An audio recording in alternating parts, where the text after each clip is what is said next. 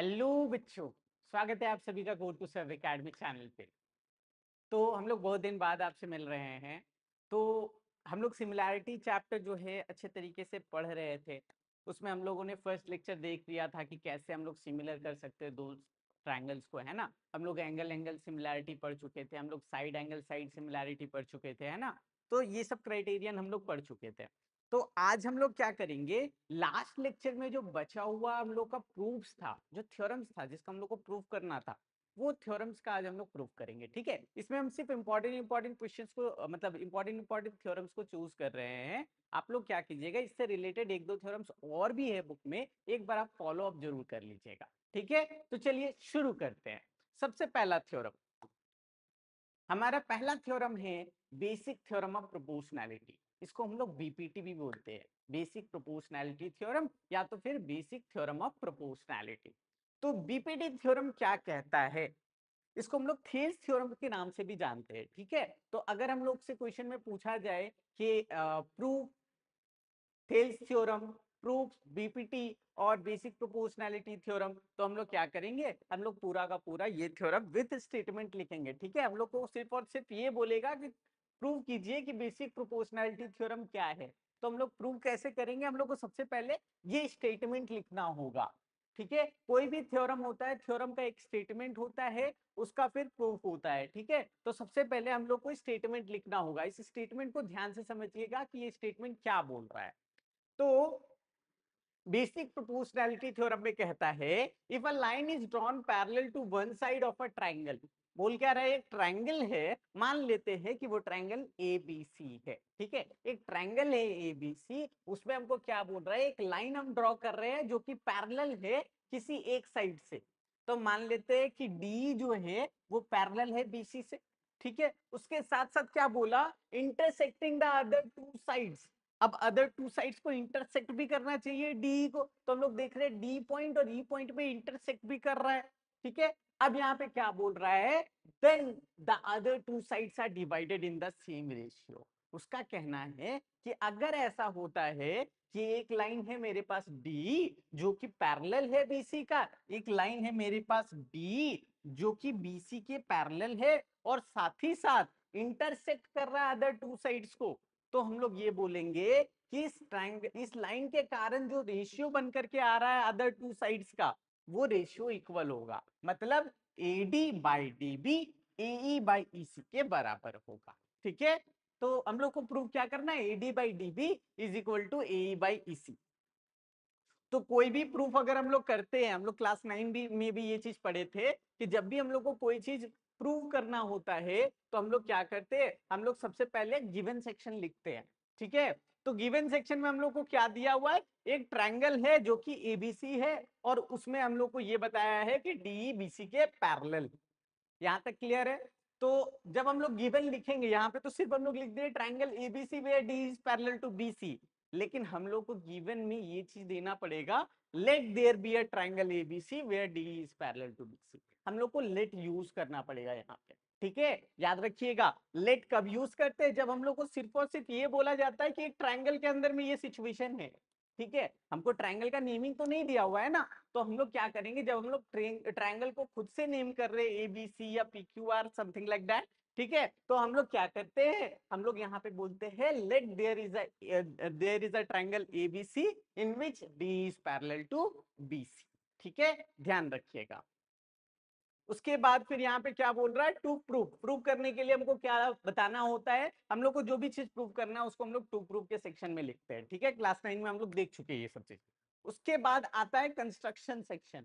ठीक है, कि अगर इस फिगर में प्रूव करने के लिए जो भी चीज हम लोग को दिया हुआ है वो चीज प्रूव करने के लिए कुछ अदर थिंग्स का रिक्वायरमेंट है, तो वो किस में आता है, कंस्ट्रक्शन सेक्शन में आता है।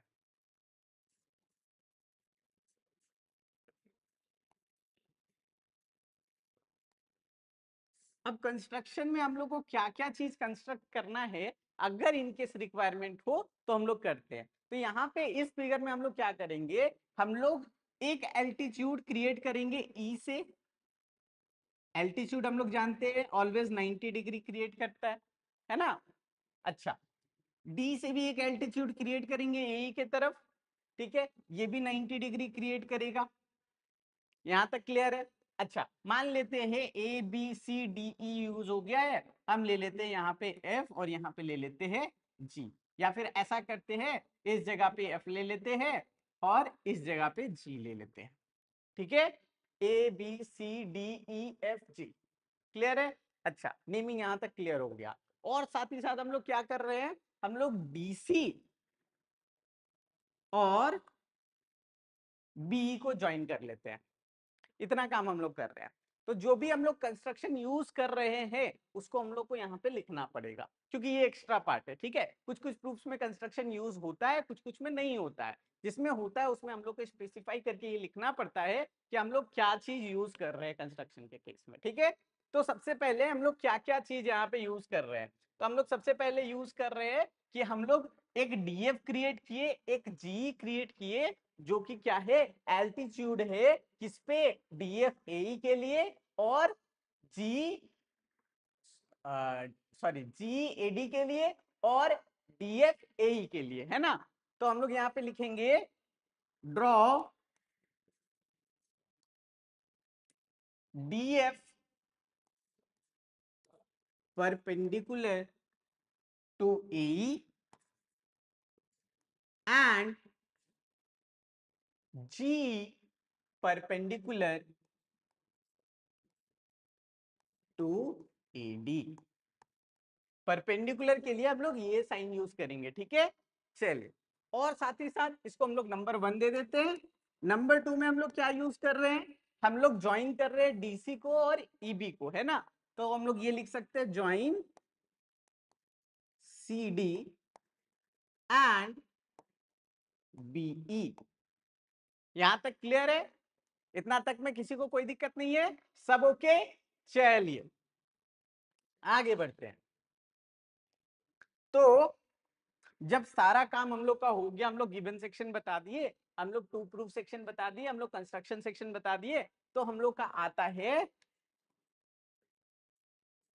प्रूफ करने का बारी। ठीक है, तो अब हम लोग क्या जो है इसमें क्या क्या चीज हम लोग करने वाले हैं वो भी हम लोग ध्यान से देखेंगे। तो इस तरीके के थ्योरम को प्रूव करने के लिए हमारे पास 2 मेथड है। ठीक है, लेकिन सबसे इजी जो मेथड है वो है एरिया मेथड। ठीक है, एरिया ऑफ ट्रायंगल से हम लोग क्या कर सकते हैं, इस थ्योरम को बहुत इजीली प्रूव कर सकते हैं। तो अभी हम आपको एरिया मेथड बता रहे हैं कि आप लोग के दिमाग में ज्यादा परेशानी ना क्रिएट हो। ठीक है, और अगर आपको और कुछ सीखना होगा तो आप लोग कमेंट सेक्शन में बता सकते हो, मैं सेकंड मेथड भी आपको बता दूंगा। ठीक है, तो फिलहाल के लिए हम लोग क्या कर रहे हैं, हम लोग फर्स्ट मेथड ट्राई कर रहे हैं, जिसमें हम लोग क्या करेंगे, एरिया मेथड के थ्रू जो है इस प्रूफ को हम लोग आगे बढ़ाएंगे। अगर आप लोग को जरूरत है तो आप लोग कमेंट सेक्शन में जरूर बताइए, हम कोशिश करेंगे एक और वीडियो बनाने का जिसमें आपको क्या करें, उस मेथड के थ्रू भी आपको ये चीज को प्रूव करके दिखा सके। ठीक है, चलिए प्रूफ सेक्शन में चलते हैं हम लोग।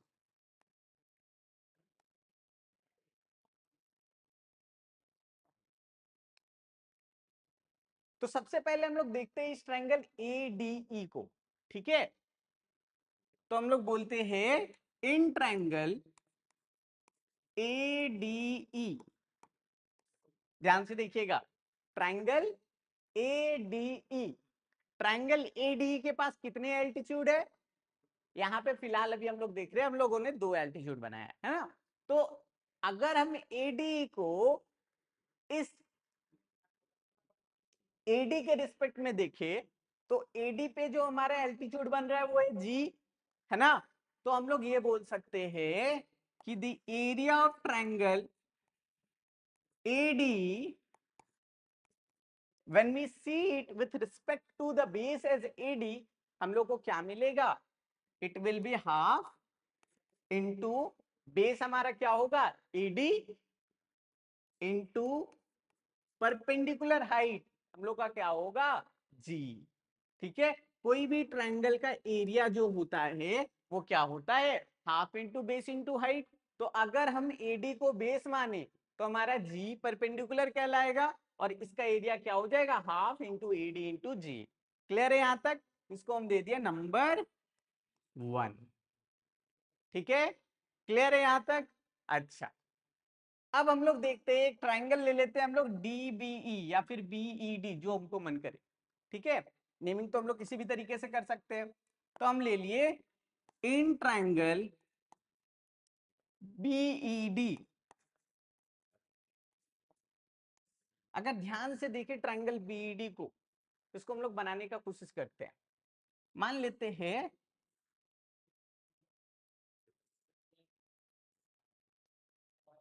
कि ये है मेरा ट्रायंगल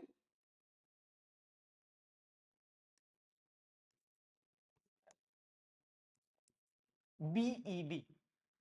ध्यान से देखिएगा, अगर मेरा ट्रायंगल बीईडी कुछ इस तरीके का है तो इसका एल्टीट्यूड क्या होगा?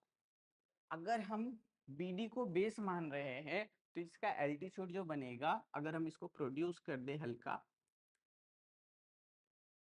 और यहां से परपेंडिकुलर अगर हम भेजें, तो ये जो ईजी बन रहा है यही मेरा परपेंडिकुलर होगा, है ना?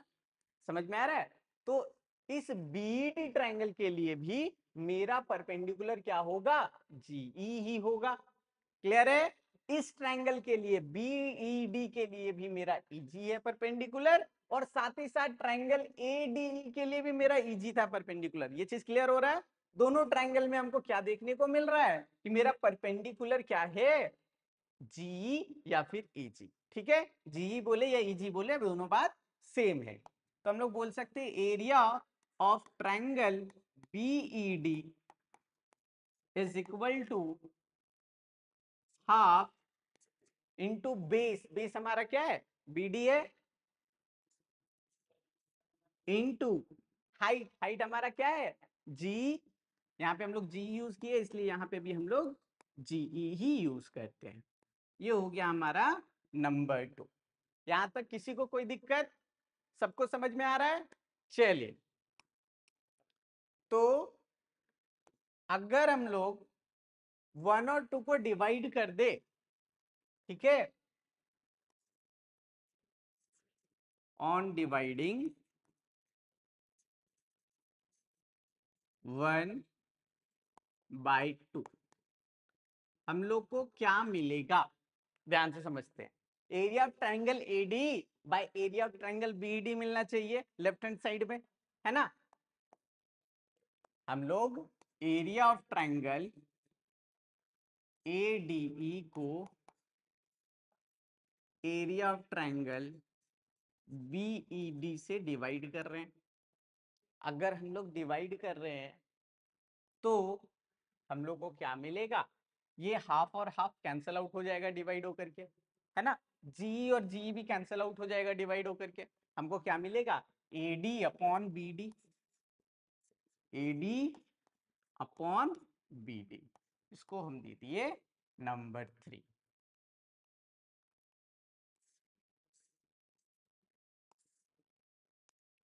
इसको बॉक्स में पुट कर देते हैं क्योंकि ये बहुत इंपॉर्टेंट है हमारे लिए। ठीक है, तो ये चीज हमको मिला, area of triangle AD by area of triangle BD is equal to AD by BD.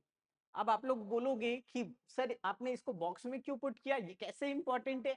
AD upon BD, ध्यान से देखिएगा, एडी अपॉन बीडी का हम लोग को रिक्वायरमेंट था, है ना? एडी अपॉन डीबी या फिर एडी अपॉन बीडी हम लोग जो बोल सकते हैं, डीबी को बीडी भी लिख सकते हैं ना। तो एडी अपॉन डीबी का हम लोग को रिक्वायरमेंट था और एडी अपॉन डीबी हम लोग का आ गया। क्लियर है? यहाँ पे उसी के जैसा लिख देते हैं, यहाँ पे डीबी लिख देते हैं, यहाँ पे भी हम लोग डीबी लिख लेते हैं। क्लियर है? समझ में आ रहा है? चलिए, तो ये पार्ट तो हम लोग का क्लियर हो गया, एक पार्ट हम लोग का क्लियर हो गया। अब दूसरे पार्ट के लिए आते हैं। दूसरा पार्ट में हम लोग को ए अपॉन ईसी का रिक्वायरमेंट है, मतलब ए कहां से मिलेगा? सबसे बड़ा बात, ए कहां से मिलेगा? तो ए हम देख रहे हैं कि ये एडी ट्रायंगल में ही है ना? ए हम लोग का एडी ट्रायंगल में ही है। और एक चीज हम लोग को देखने को मिल रहा है, एडी ट्रायंगल में एक और एल्टीट्यूड हम लोग देख सकते हैं, डीएफ, जो कि ए बेस पे बना हुआ है ना?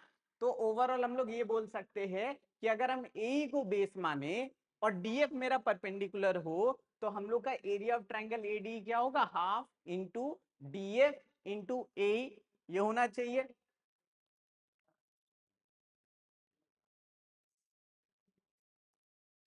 Also area of triangle ADE is equal to half into base AE into perpendicular DF, है ना। ये हम लोग बोल सकते हैं, इसको हम लोग दे दिए नंबर 4। और अगर हम लोग ध्यान से देखें ट्रायंगल DEC को या फिर CED को, जो भी हम लोग सोचना चाहे, तो ट्रायंगल CDE या CED जो भी है, इस पे भी अगर हम लोग ध्यान दें तो हम लोग ऐसा बोल सकते हैं कि ये ट्रायंगल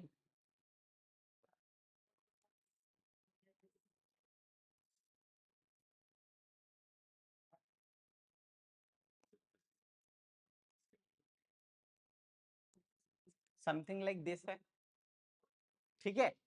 और अगर इस पे हम बात करें परपेंडिकुलर का, तो यही मेरा परपेंडिकुलर होगा।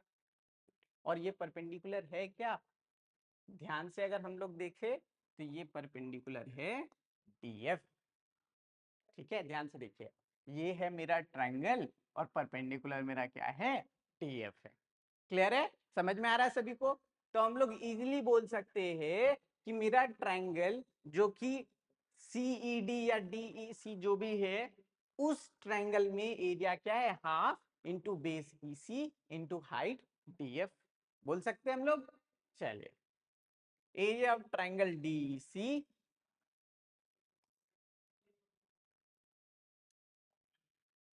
area of triangle DEC is equal to half into base, हमारा बेस क्या था, it is EC into height DF, ठीक है। अब जब 4 और 5 को हम लोग डिवाइड करेंगे तो हम लोग को क्या मिलेगा, ध्यान से समझिएगा, बहुत इंपॉर्टेंट है ये थ्योरम, ठीक है। अगर इस थ्योरम को समझ लिए तो हम लोग का चैप्टर आधा से ज्यादा ऐसे ही कवर अप हो जाएगा, ठीक है। तो dividing equation 4 by equation 5 we get, हम लोग को क्या मिल रहा है, area of triangle AD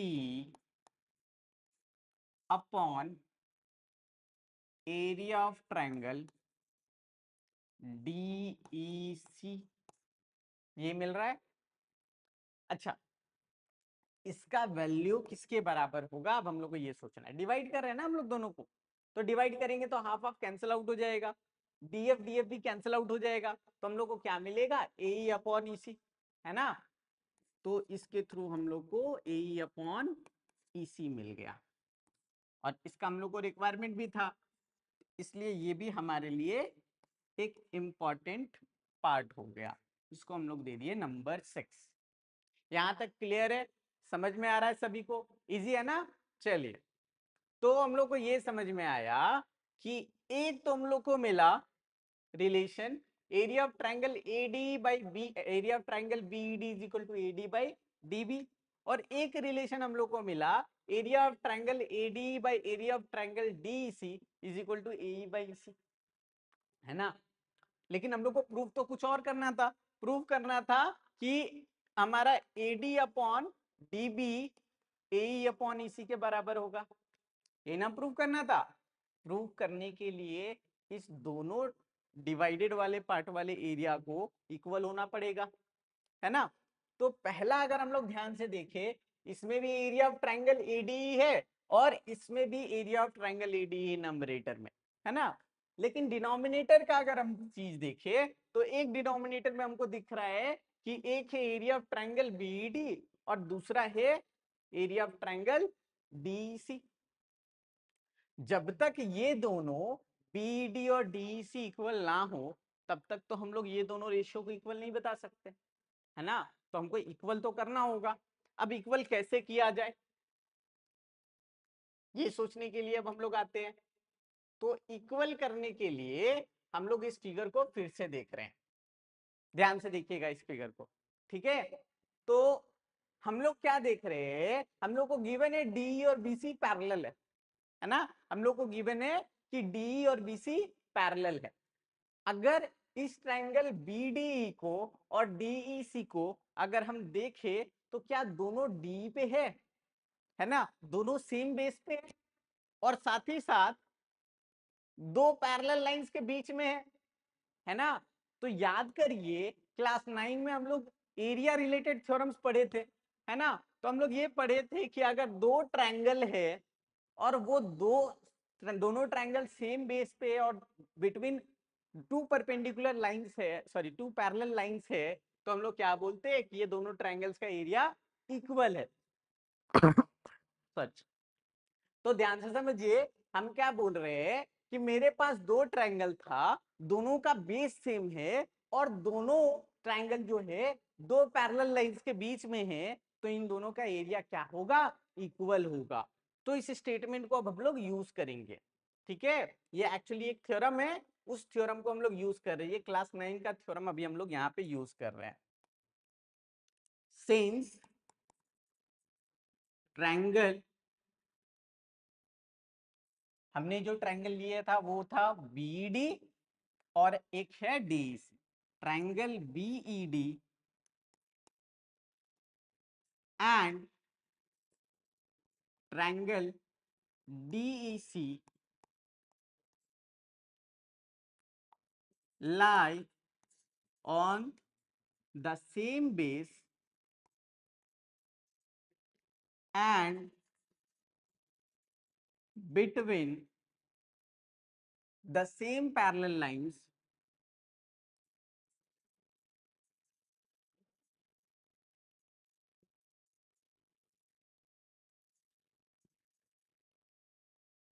this implies, हम लोग को क्या मिलेगा, area of triangle ADE will be equal to area of triangle, sorry ADE हम लोग लिखते हैं यहाँ पे, एरिया ऑफ ट्रायंगल BED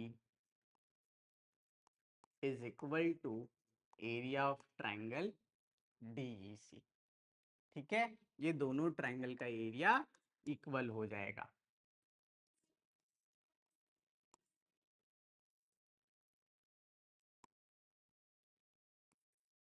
ध्यान से देखिएगा, ये दोनों ट्रायंगल BDE और DEC, ये दोनों ट्रायंगल का एरिया इक्वल होगा। क्यों? क्योंकि दोनों सेम बेस पे है और बिटवीन टू पैरेलल लाइंस है ना। इसलिए हम लोग क्या बोल सकते हैं कि ये दोनों ट्रायंगल का एरिया सेम है।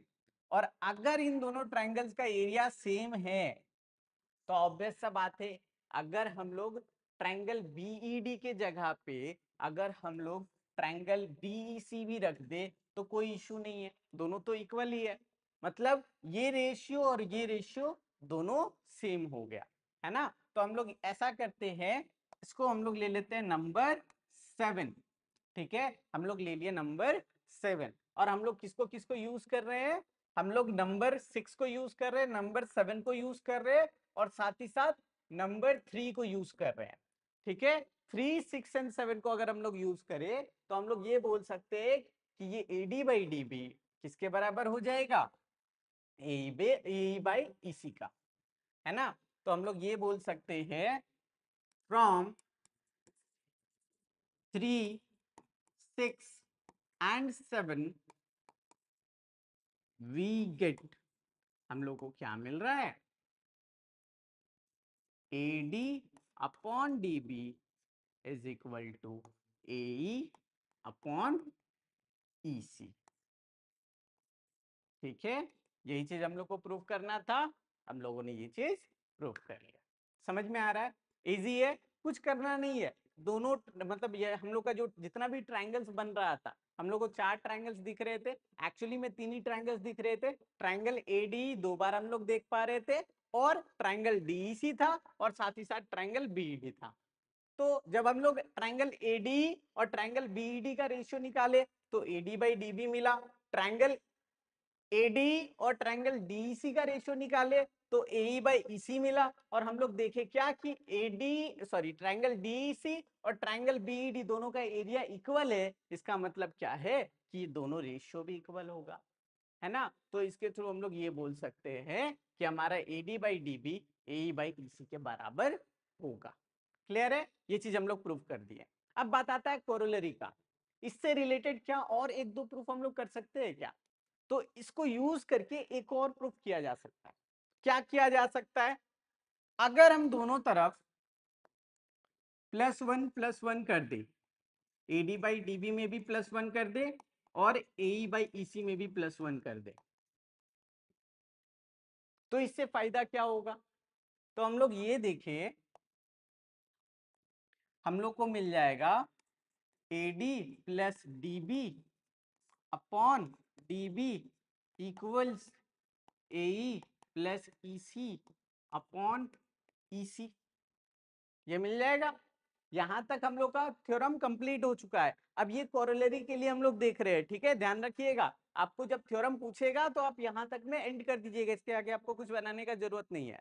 लेकिन इससे रिलेटेड एक और कोरोलरी अगर आपसे पूछता है कि प्रूव करो कि इससे कुछ और थ्योरम बन सकता है क्या, तो हम लोग क्या करेंगे, हम लोग ये बताने का कोशिश कर रहे हैं कि एक और थ्योरम इससे बन सकता है, जो भी हम लोग देखेंगे, ठीक है। तो AD बाई DB को अगर हम लोग ऐड करें +1 से और AE बाई EC को भी ऐड करें +1 से, तो हम लोग को क्या मिलेगा? एलसीएम लेने के बाद AD plus DB by DB is equal to AE plus EC by EC। अब ध्यान से देखते हैं, AD प्लस DB हम लोग को क्या देगा? अगर हम लोग फिगर देखें तो AD प्लस DB हम लोग को दे देगा AB, है ना। इस फिगर में AD प्लस DB हम लोग को क्या दे देगा? AB, और AE प्लस EC हम लोग को क्या दे देगा? AC, है ना। तो ओवरऑल हम लोग ये देखे कि BD upon AB EC upon AC के बराबर हो जा रहा है। और इसी तरीके से जब हम उसको उल्टा करके +1 करेंगे तो हम लोग को AD upon AB is equal to AE upon AC भी मिल जाएगा। ठीक है, ध्यान से देखिएगा।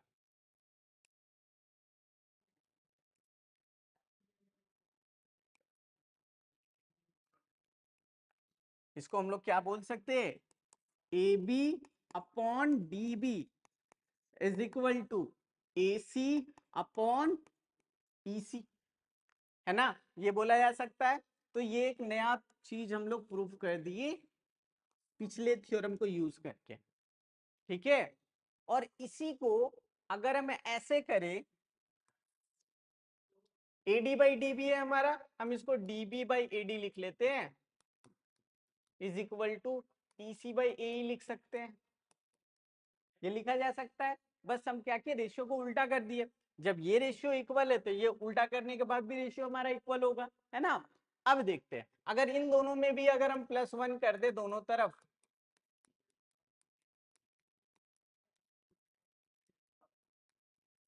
ऐसा कुछ होगा। अगर इसको हम ऐड करेंगे तो फिर से हमको AB मिल जाएगा, तो AB upon AD is equal to AC upon AE। और इसको अगर हम अपोजिट कर दे तो हम ये बोल सकते हैं AD upon AB is equal to AE upon AC, है ना। तो ये दो कोरोलरी बन सकता है, या तो AD upon AB is equal to AE upon AC पूछ देगा, या तो फिर DB upon AB is equal to EC upon AC पूछ देगा। इसका भी अपोजिट अगर हम लोग कर दे तो सेम ये दोनों कोरोलरी के रूप में हम लोग देख सकते हैं। क्लियर है, समझ में आया? कोरोलरी का मतलब क्या है? एक थ्योरम को यूज करके और हम लोग क्या बना सकते हैं। क्लियर है, नया चीज क्या बनाया जा सकता है। तो ये पहला कोरोलरी हो गया, इससे रिलेटेड एक और कोरोलरी हो गया, मतलब दो कोरोलरी इसमें बन सकता है। क्लियर है, समझ में आ रहा है? चलिए अब आते हैं हम लोग नेक्स्ट थ्योरम पे, converse of BPT, basic proportionality theorem का कन्वर्स सेक्शन हम लोग पढ़ेंगे अभी, है ना। तो इस थ्योरम में क्या बोल रहा है कि अगर हम उल्टा सोचे बीपीटी का, उल्टा क्या सोचे, पहले हमको बोला था कि ये दोनों लाइंस पैरेलल है, ऐसा कुछ बोला था ना। अब उल्टा सोचते हैं, अब मान लेते हैं ये पैरेलल है ही नहीं, ठीक है। हमको क्या बोल रहा है, if a straight line divides any two sides of a triangle in the same ratio. पहले हम लोग को बोला था कि अगर ये पैरेलल है तो रेशियो सेम होगा, है ना। अब यहाँ पे क्या बोल रहा है कि हमारा रेशियो सेम है, ठीक है, इस लाइन के कारण रेशियो सेम हो रहा है, प्रूव करना है कि ये लाइन इस लाइन का पैरेलल है। क्लियर है, समझ में आ रहा है? Then the straight line is parallel to the third side of the triangle. तो हम लोग को ये प्रूव करना है कि डी पैरेलल है बीसी का। क्लियर है, समझ में आ रहा है? चलिए, तो हम लोग को बोल दिया है given there is a triangle ABC and a line D intersecting AB at D and AC at E। हम लोग को क्या बोल दिया कि AB को एक लाइन D पे इंटरसेक्ट कर रहा है और AC को एक लाइन एक पॉइंट E पे इंटरसेक्ट कर रहा है, सॉरी AC को एक लाइन E पॉइंट पे इंटरसेक्ट कर रहा है। तो यही लाइन है AB को D पॉइंट पे इंटरसेक्ट कर रहा है और AC को E पॉइंट पे इंटरसेक्ट कर रहा है। ठीक है, अच्छा, और ये कंडीशन फॉलो अप कर रहा है। ठीक है, तो हम लोग को प्रूव करना है कि डी बीसी का पैरेलल है। चीज समझ में आ गया? एक ट्रायंगल दिया हुआ है, सिंपल सा बात है, एक लाइन है, इसके बारे में नहीं बताया गया कि ये पैरेलल है कि नहीं है। ठीक है, बताया क्या गया है कि AD by DB AE by EC के बराबर है। प्रूव करना है कि डी पैरेलल है बीसी का। समझ में आ रहा है? इजी है। देखिए, थ्योरम समझना थोड़ा सा टफ होता है, लेकिन एक बार कोई इंसान सही मन से इसको सीख जाए तो इसके कारण से बहुत सारे क्वेश्चंस आने वाले एक्सरसाइजेज में इजी हो जाते हैं। ठीक है, तो ध्यान से थ्योरम को समझने का कोशिश कीजिएगा। अगर नहीं भी समझ में आए तो आप मैक्सिमम क्या कीजिएगा, आप ये स्टेटमेंट को ध्यान में रखिएगा, इसका मतलब क्या है ये ध्यान में रखिएगा, बाकी प्रूविंग आप बाद में फिर कभी देख सकते हैं। ठीक है, चलिए अब आते हैं हम लोग, इसमें कुछ कंस्ट्रक्शन का रिक्वायरमेंट है कि नहीं है। तो हमको डी पैरेलल के बारे में कुछ बताया नहीं है कि डी बीसी के पैरेलल है, लेकिन प्रूव करना है। तो प्रूव करने के लिए एक पैरेलल लाइन का रिक्वायरमेंट होगा हमको। तो लेट सपोज हम लोग क्या करते हैं, इस डी पॉइंट से एक और लाइन लेते हैं समथिंग लाइक डीएफ। ठीक है, और ये मान लेते हैं कि ये पैरेलल है किससे, बीसी से। हम इसी डी पॉइंट से एक और नया लाइन बनाए डीएफ जो कि पैरेलल है बीसी का। ठीक है, पहले तो कंस्ट्रक्शन लिखना होगा हम लोग को। कंस्ट्रक्शन हम लोग क्या लिखेंगे, draw DF parallel to BC. Clear है? अच्छा, अब हम लोग प्रूफ करते हैं।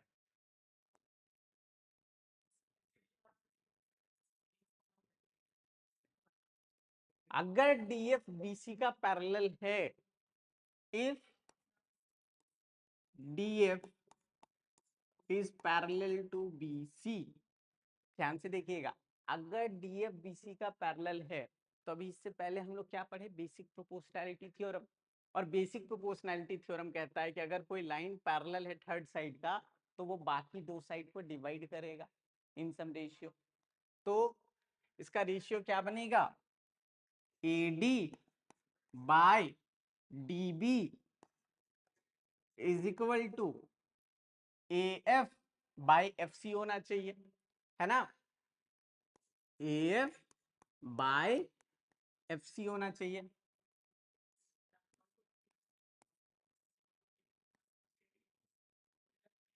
उसको हम लोग दे दिए नंबर 1।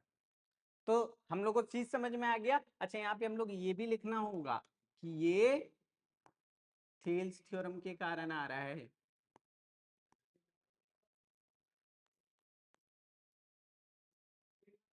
ठीक है, समझ में आ रहा है ये नंबर 1 कैसे आया, थेल्स थ्योरम को यूज करके, क्योंकि हम ये लाइन लिए कि डीएफ बीसी के पैरेलल है, तो ये पॉइंट डी और ये पॉइंट एफ के कारण क्या होगा, ये लाइन और ये लाइन क्या होगा, रेशियो में बटेगा। तो AD by DB A by F by F C दोनों इक्वल होगा थेल्स थ्योरम या फिर बीपीटी थ्योरम से। ठीक है, चलिए, अच्छा याद रखिएगा बीपीटी थ्योरम मत बोलिएगा, बीपीटी ही सिर्फ बोलिएगा, क्योंकि बीपीटी में टी जो है हमारा वो थ्योरम है। ठीक है, चलिए, अच्छा, तो डीएफ पैरेलल है बीसी का, तो ये कंडीशन समझ में आ गया। एक और कंडीशन हम लोग को दिया हुआ है ऊपर में, है ना? तो हम लोग ये लिखेंगे also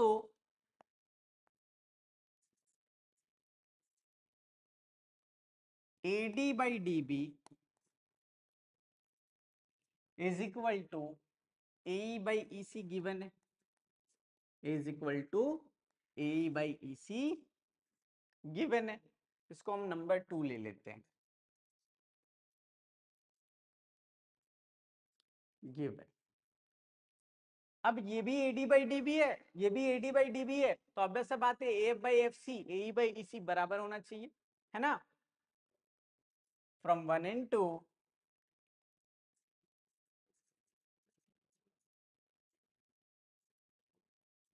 we get AD by DB is equal to AE by EC।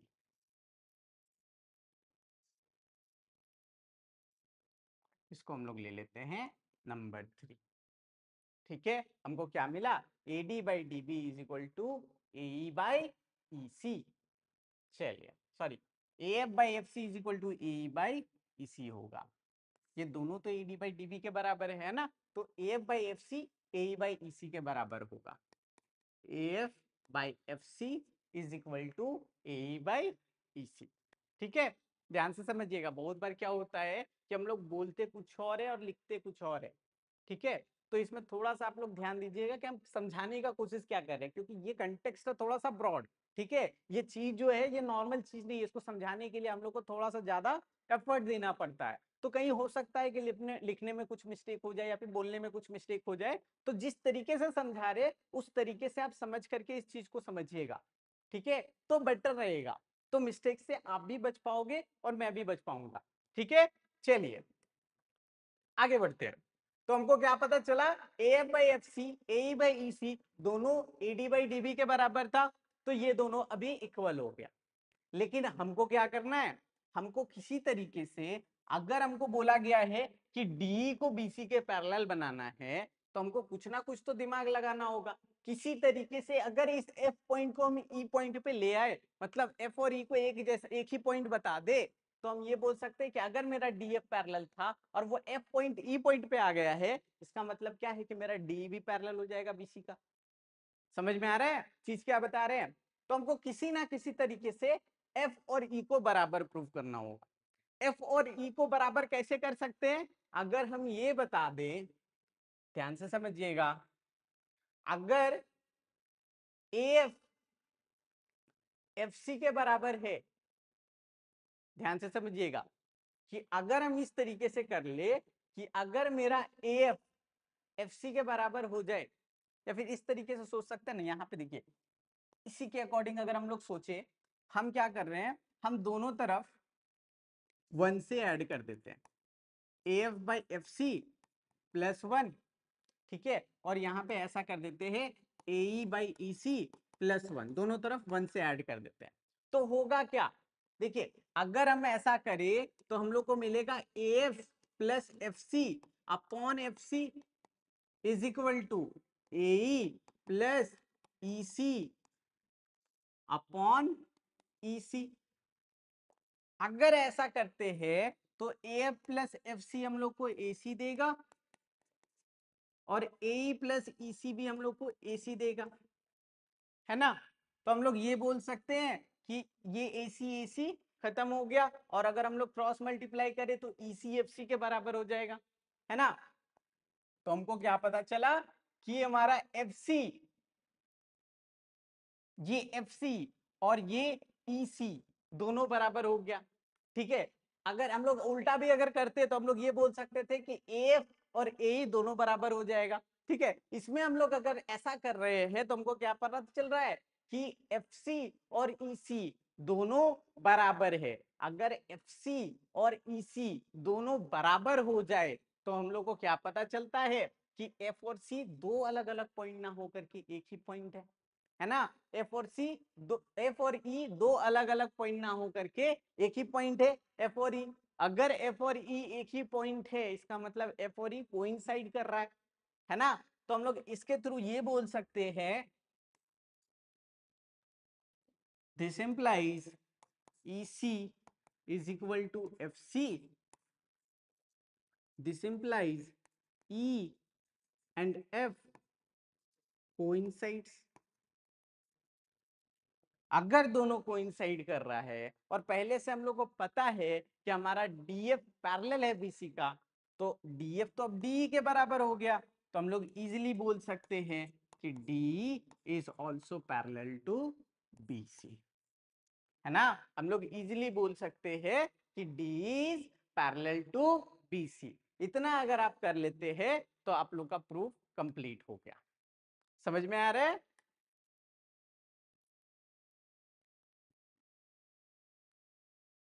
अगर आप लोगों को समझने में थोड़ा सा भी दिक्कत हो रहा है तो आप फिर से एक बार इस वीडियो को देखिएगा, ठीक है, क्योंकि थ्योरम्स एंड प्रूफ समझने में थोड़ा सा समय लगता है।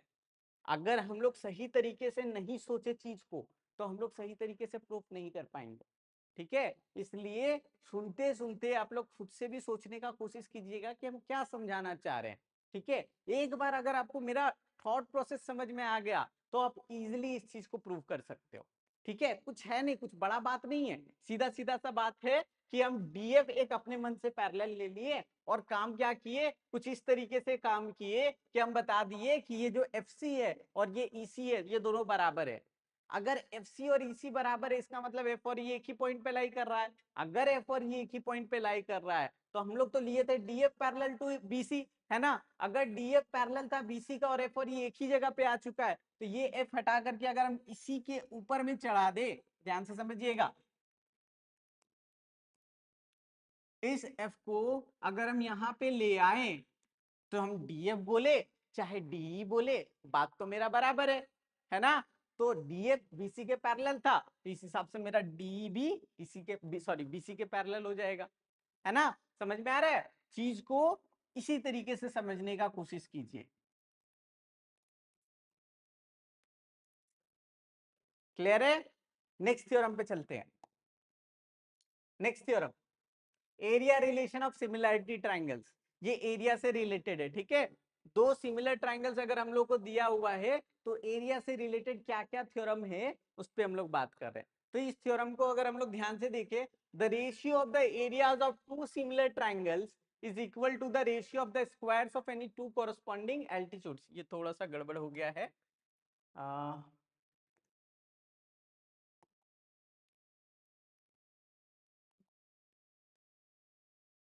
सबसे पहले हम लोग को क्या करना होगा, यहाँ पे एल्टीट्यूड्स ना हो करके हम लोग को यहाँ पे क्या करना होगा, टू कॉरस्पॉन्डिंग साइड्स होगा, ठीक है। उसके बाद फिर इसका कोरोलरी हम लोग पढ़ेंगे, ये थ्योरम है, आई थिंक वो स्लाइड हट चुका है।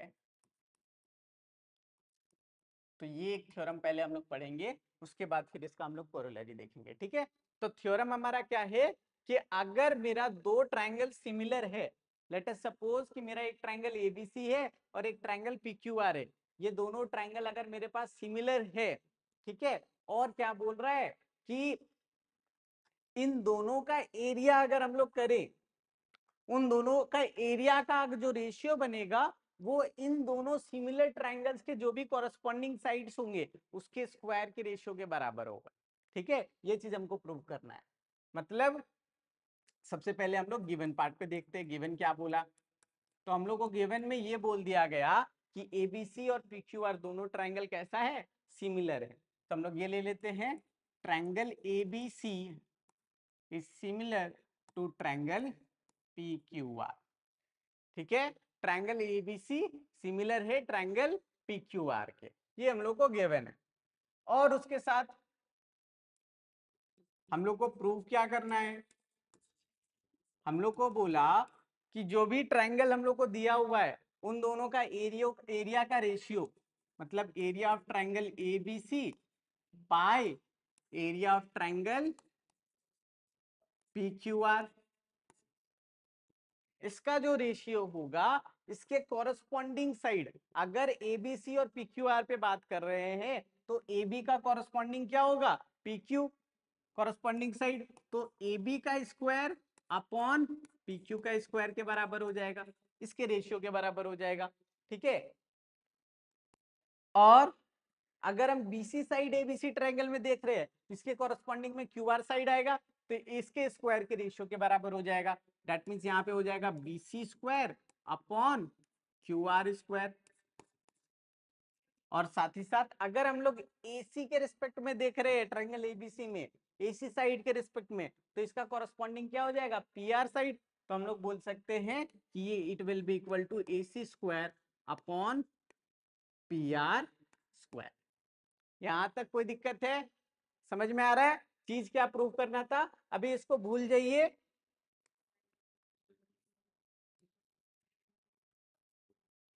और इसको भूल जाइए। इस थ्योरम के बाद हम लोग इस चीज को देखेंगे, ठीक है। हम लोग को क्या प्रूव करना है कि दो ट्रायंगल्स का एरिया का जो रेशियो बनेगा वो उसके कॉरस्पॉन्डिंग साइड्स के स्क्वायर के रेशियो के बराबर होगा। यही चीज हमको प्रूव करना है।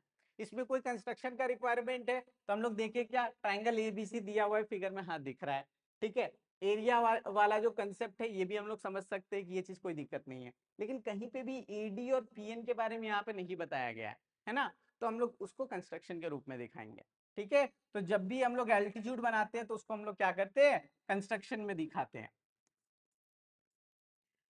कंस्ट्रक्शन क्या कंस्ट्रक्ट कर रहे हैं, draw AD perpendicular to BC, draw AD perpendicular to BC and PN perpendicular to QR and PN perpendicular to QR, ठीक है। ये दो चीज हम लोग कंस्ट्रक्ट किए। अच्छा, ये हो गया। अब हमको एरिया पे बात करना है। प्रूफ सेक्शन पे आते हैं। अगर हम लोग एरिया ऑफ ट्रायंगल ABC के बारे में बात करें, अब देखिए जो एरिया होता है, एरिया का फॉर्मूला तो अभी हम लोग पढ़े, half into base into height, है ना। तो ये जो half into base into height है, परपेंडिकुलर हाइट जो है हमारा AD भी हो सकता है, B से समथिंग BN भी हो सकता है, कुछ भी एक पर्टिकुलर बन सकता है, या फिर C से समथिंग CF भी बन सकता है ना। तो किसी भी साइड के थ्रू जो है हम लोग क्या बोल सकते हैं, हमारा परपेंडिकुलर फॉर्म हो सकता है ना। किसी की साइड में भी हम लोग का परपेंडिकुलर फॉर्म हो सकता है। तो ओवरऑल हम लोग ये बोल सकते हैं कि अगर मेरा बेस BC है तो परपेंडिकुलर AD होगा। तो हम BC के रिस्पेक्ट में बात करें, बाकी इसको हम इसी तरीके से जनरलाइज कर देंगे। तो हम क्या बोल सकते हैं, area of triangle ABC will be equal to half into base is BC into height is AD। Clear है? इसको हम लोग नंबर 1 दे दिए। यहां तक कोई दिक्कत नहीं है। चलिए, उसी तरीके से अगर हम ट्रायंगल PQR के बारे में बात करें और QR को बेस ले, तो हम लोग क्या बोल सकते हैं, area of triangle PQR is equal to half into base QR into height PN। ये ले लिए नंबर 2। अब हमको क्या बोला, रेशियो निकालना है एरिया का, है ना। तो क्यों ना ये रेशियो निकाला जाए, डिवाइडिंग 1/2 वी गेट, हम लोग को क्या मिलेगा, area of triangle ABC by area of triangle PQR will be equal to, half half तो हम लोग का कट जाएगा, ये और ये नहीं कट रहा है ना। तो हम लोग ये लिख सकते हैं BC upon QR into AD upon PN, ये लिखा जा सकता है, ठीक है। इसको हम दे दे रहे हैं नंबर 3।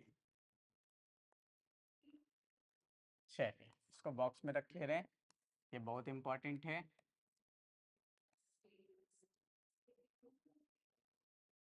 क्लियर है यहाँ तक? चलिए अब आगे देखते हैं। अब हमको क्या बोल रहा है कि हमको तो इस रेशियो को BC square upon QR square के बराबर दिखाना है। इस रेशियो को BC square upon QR square के बराबर दिखाना है। मतलब हमको किसी तरीके से एडी और पीएन को, एडी बाई पीएन को हमको क्या करना होगा, बीसी बाई क्यू आर बनाना होगा, है ना। और AD by PN BC by Q R कैसे बन सकता है, तो AD by PN BC by Q R तब बन पाएगा जब हम क्या करें, इन दोनों ट्रायंगल को, इस ट्रायंगल को जिसमें एडी हम लोग को दिख रहा है, कौन सा ट्रायंगल, ए बी डी, और एक ट्रायंगल पी क्यू एन, इन दोनों को सिमिलर दिखा दे। ठीक है, तो देखते हैं क्या हो सकता है।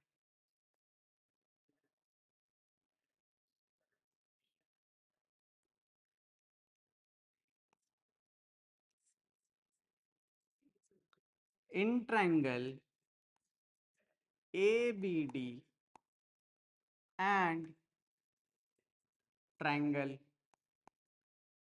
पी क्यू एन, ठीक है, कौन कौन सा ट्रायंगल लिए, हमारा triangle A B C, sorry A B D और ट्रायंगल पी क्यू एन। इन दोनों ट्रायंगल में अगर हम देखें, हमको क्या करना है, सिमिलर प्रूफ करना है इन दोनों ट्रायंगल को।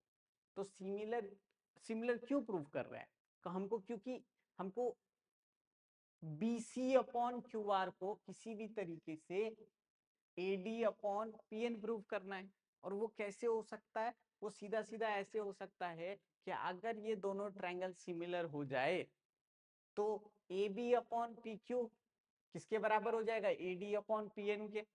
और सिंस ट्रायंगल ABC और PQR भी सिमिलर था, इसका मतलब AB upon PQ BC upon QR के बराबर हो जाएगा। तो पहले में हमको ये पता चलेगा कि AD और PN का जो रेशियो है वो AB और PQ का रेशियो के बराबर है, और वही AB बाई PQ का रेशियो BC और QR के बराबर, BC बाई QR के रेशियो के बराबर है ना, BC और QR के रेशियो के बराबर है। तो ओवरऑल हम लोग ये बोल सकते थे कि हमारा BC by QR AD by PN के बराबर हो जाएगा, है ना। तो उस चीज के लिए भी हम लोग सिमिलर प्रूव करने का कोशिश कर रहे हैं। तो सिमिलर कैसे करेंगे, सिमिलर करने का फिलहाल के लिए भी हम लोग दो प्रोसेस ध्यान में रखते हैं, एक हमारा एंगल एंगल सिमिलैरिटी क्राइटेरियन और दूसरा हमारा side angle side similarity criterion. तो हम लोग जो यूज करेंगे यहाँ पे वो है हमारा एंगल एंगल सिमिलैरिटी क्राइटेरियन। कैसे, हमको पहले से बोल दिया ट्रायंगल ABC और ट्रायंगल PQR दोनों सिमिलर है। अगर सिमिलर है तो ये एंगल, एंगल बी और एंगल क्यू इक्वल होगा। सिमिलैरिटी तो यही कहता है कि एंगल्स विल बी इक्वल। और साथ ही साथ अगर ये परपेंडिकुलर तो ये एंगल भी 90 डिग्री और ये एंगल भी 90 डिग्री होगा। अगर मेरा दोनों एंगल 90 डिग्री मतलब ये दोनों एंगल भी इक्वल है, तो एंगल एंगल क्राइटेरियन से दोनों सिमिलर होंगे ट्रायंगल। समझ में आ रहा है, तो हम लोग ये बोल सकते हैं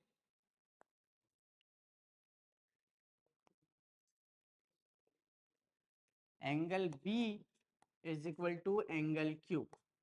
रीजन क्या देंगे, since triangle ABC is similar to triangle PQR, पहला रीजन ये होगा। और साथ ही साथ angle ADB is equal to angle PNQ, angle ADB is equal to angle PNQ is equal to 90 degree. इन दोनों के कारण ट्रायंगल ABD सिमिलर हो जाएगा ट्रायंगल PQN के। इसका मतलब AB अपॉन PQ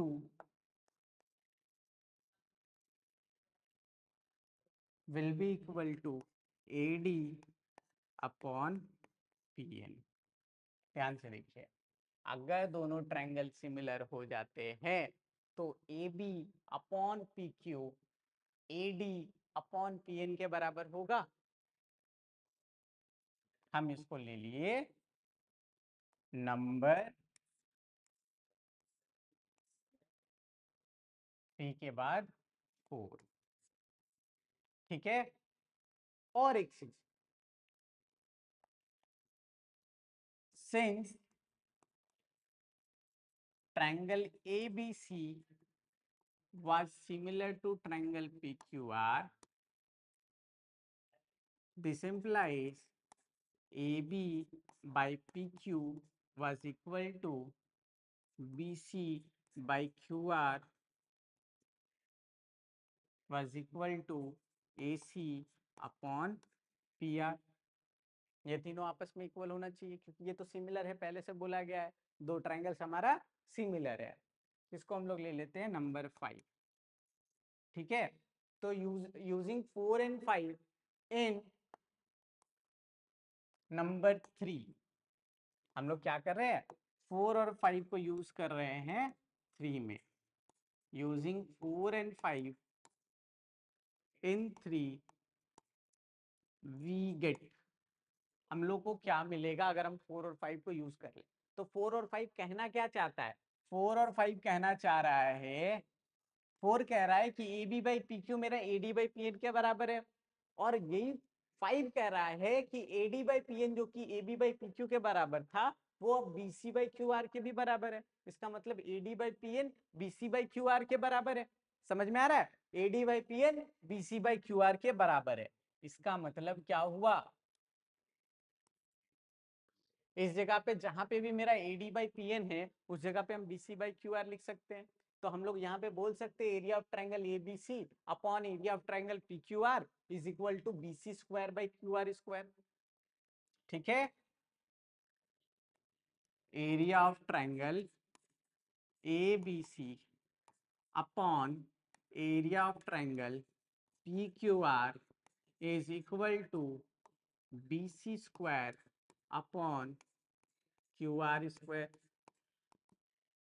और जो कि हम लोग जानते हैं कि ये दोनों ट्रायंगल आपस में सिमिलर है, तो B C by Q R क्या बन जाएगा, A B by P Q बन जाएगा, और इनका स्क्वायर क्या बन जाएगा, इनके स्क्वायर्स के रेशियो के बराबर है ना। समझ में आ रहा है, A C square by P R square के इक्वल हो जाएगा, है ना। तो ये एरिया का जो रेशियो है वो इसके कॉरस्पॉन्डिंग साइड्स के स्क्वायर के रेशियो के बराबर आ गया। यही चीज हम लोग को प्रूव करना था हमारे थ्योरम में। ठीक है, यही चीज हम लोग को प्रूव करना था हमारे थ्योरम में। तो हमारा थ्योरम यहाँ तक में प्रूव हो गया।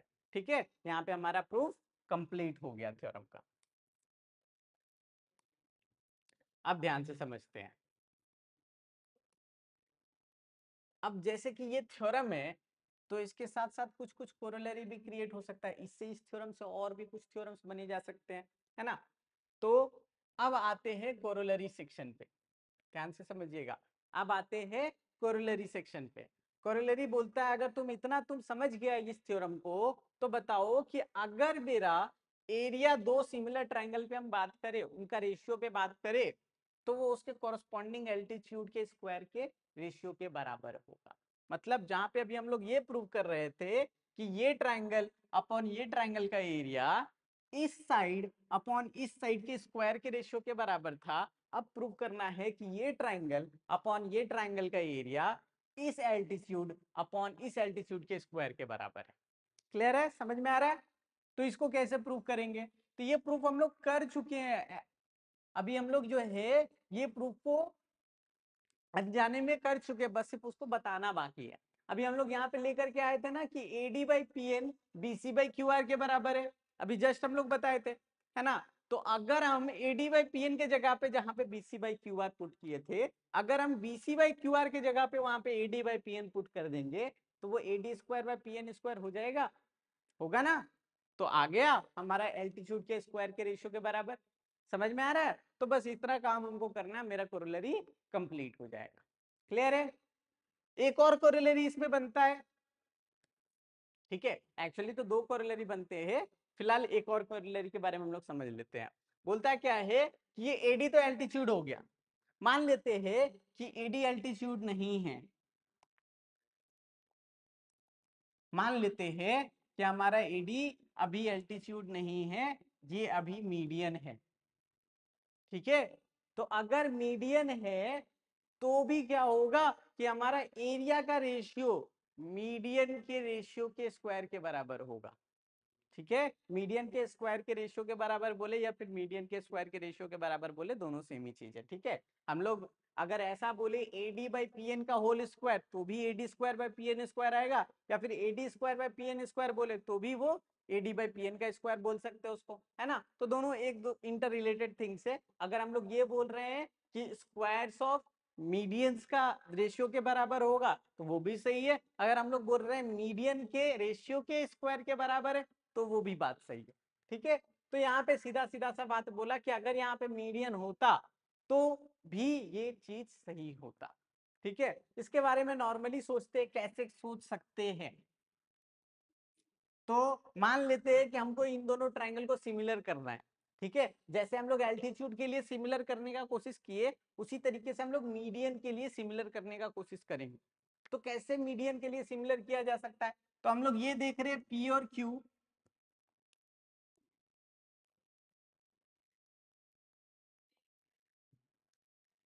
हम लोग ये देख रहे हैं कि हमारा एंगल बी और एंगल क्यू दोनों इक्वल है, सिमिलर ट्रायंगल होने के कारण।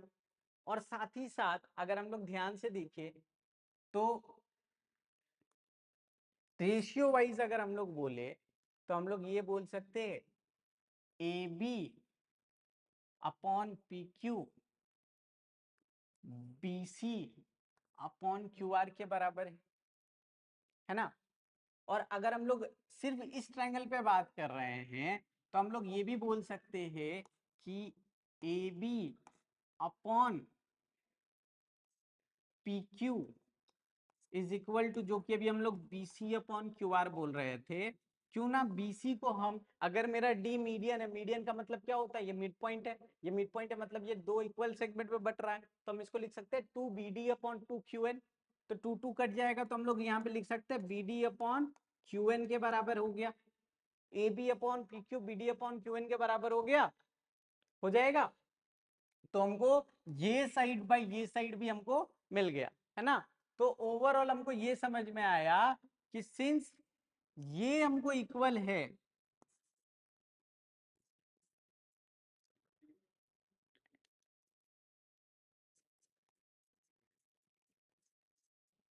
और एंगल बी एंगल क्यू के बराबर है, तो इसके थ्रू हम लोग क्या बोल सकते हैं कि ये दोनों सिमिलर हो गया। साइड एंगल साइड क्राइटेरियन जो होता है सिमिलरिटी का, उसमें क्या होता है कि दो रेशियो को इक्वल प्रूफ करना होता है। ये रेशियो इक्वल प्रूफ हो गया और एंगल भी इक्वल प्रूफ हो गया।